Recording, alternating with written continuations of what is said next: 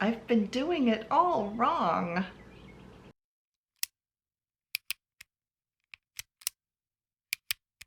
So for years I have been knitting and crocheting and weaving in ends, and my ends keep popping out. Yeah, so I thought, what am I doing wrong? One of you actually requested this video, and I'm very glad of it because after watching it I've realized that I've been weaving ends in wrong for the last few years. Actually for the lot, pretty much since the beginning. I've been weaving in things wrong. So we're going to correct that today.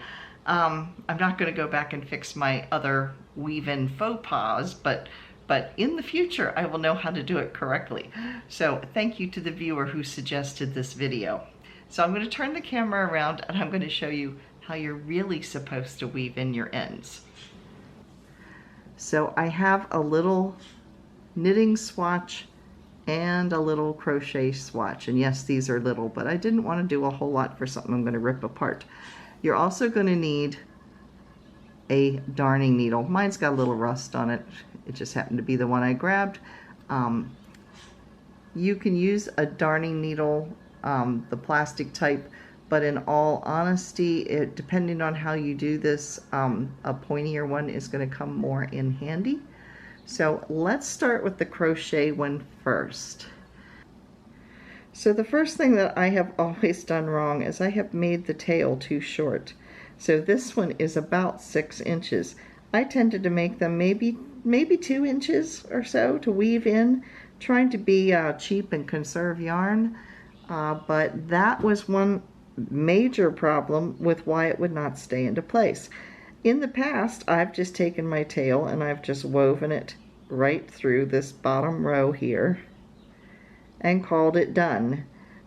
Problem is, as this stretches, as this gets washed, it easily works its way out of that first row.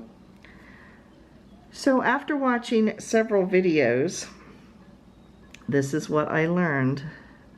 Now I'm demonstrating on single crochet, but you could do this on double or anything else. The first part of this I did have right, in that you're going to weave in through this first row, and you can weave kind of wherever in this first row.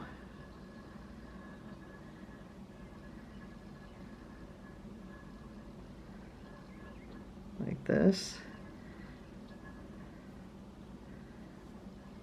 But here is where it differs from what I was doing. So you've got it through. My stitch is a little big there, just ignore that. So I've got it through that first row. Normally I would have cut that and called it done. No, they're saying slide this up a row or so. And this is where the pointiness comes in handy, because you can actually go into the thread itself instead of in between in that little like tunnel area. Pull it up and now go back through another section. So in this case, I'm going to kind of go through this little tunnel area right in through here.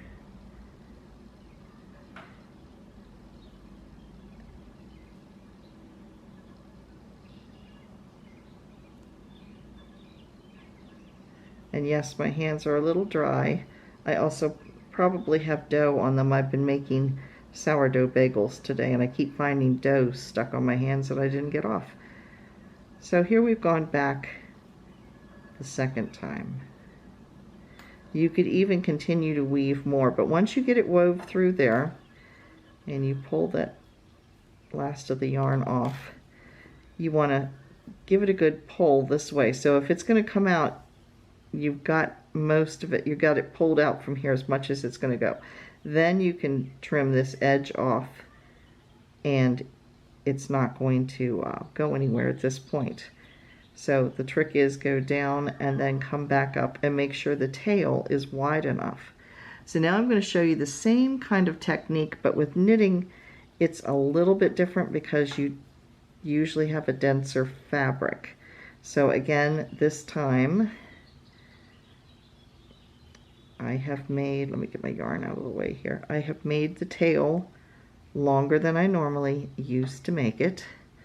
I'm going to thread my yarn into my needle.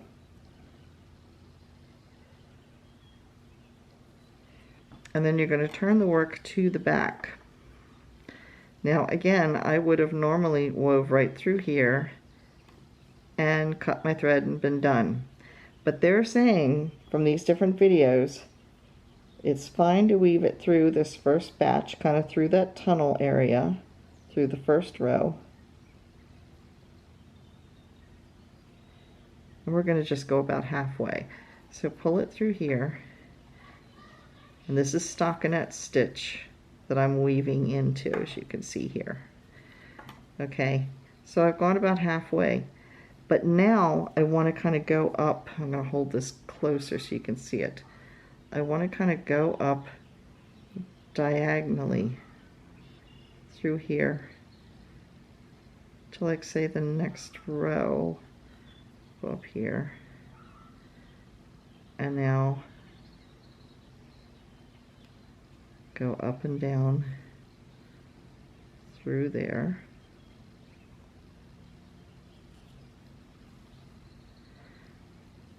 Do that for a couple of rows, or for a couple stitches, I'm sorry.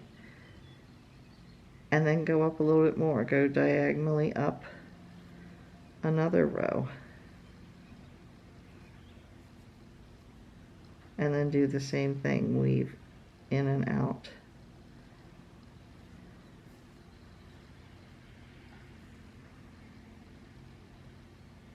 You could go up even further if you wanted, but so far I've gone up 3 rows.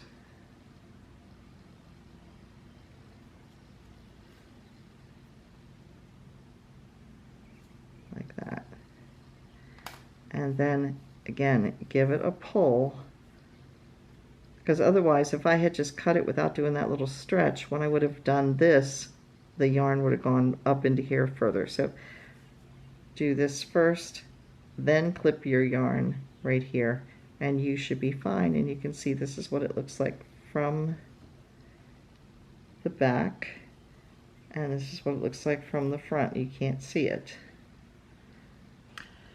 So hopefully you have found this tutorial helpful. I know for me, I found it really helpful watching these other videos and realizing how to correct my mistakes. Am I going to go back and fix all my previous projects? No, not at this point, but from here on out, I will be doing this new technique and seeing if that works a little bit better. So if you have found this video helpful, please give me a thumbs up. If you haven't already, please consider joining our little crafty bunch by clicking that subscribe button down below. And if you haven't already, today is the last day to enter for the giveaway that will be announced on April 18th, 2026, which is tomorrow when I'm filming this video. So we do have a yarn giveaway going on. So I will see you again tomorrow. Thanks again for watching. Bye, everybody.